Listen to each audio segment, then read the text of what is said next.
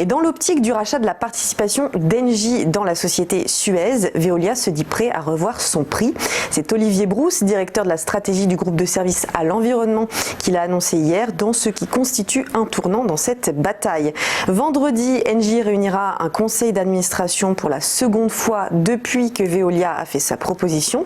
Une offre qui expirera d'ailleurs le 30 septembre. Actuellement, elle est de 15,50 € par action, valorisant près de 30% du capital de Suez à 2,9 milliards d'euros.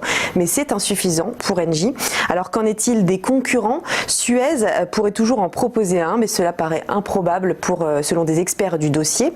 Alors si le projet de Veolia dirigé par Antoine Frérot se concrétise, les 30 000 salariés français de Suez se retrouveront soit au sein de Veolia, soit chez Meridiam, le fonds d'infrastructure qui reprendra l'activité eau en France, soit encore chez les repreneurs des activités de déchets qui seront cédées.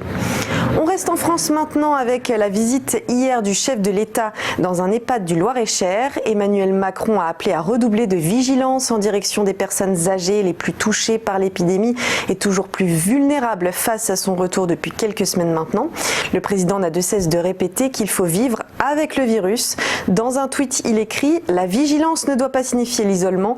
Le lien social et familial est tout aussi vital. Nous devons apprendre à vivre avec le virus en adoptant tous les bons réflexes indispensables. » Pour le président, pas question donc de remettre le pays sous cloche, mais il faut continuer à le transformer. Enfin, face à la crise, les clubs sportifs, eux aussi, ont tiré la sonnette d'alarme. Limitation des places dans les stades et les salles, passant parfois de 5 000 à 1 000 personnes, les pertes de recettes sont considérables. Beaucoup s'inquiètent même de devoir fermer leur club d'ici à mars prochain si rien n'est fait, comme la Ligue nationale du basket. Alors le gouvernement est actuellement en train d'étudier une compensation. En fait, les clubs pourraient être subventionnés à hauteur de la différence entre les recettes résultant de la jauge imposée et le niveau de l'année précédente.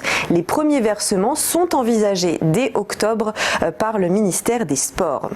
Un petit point sur la bourse, le CAC a eu encore du mal à passer au-dessus des 5000 points. Hier, il a clôturé en baisse de 0,4% à 4772,84 points.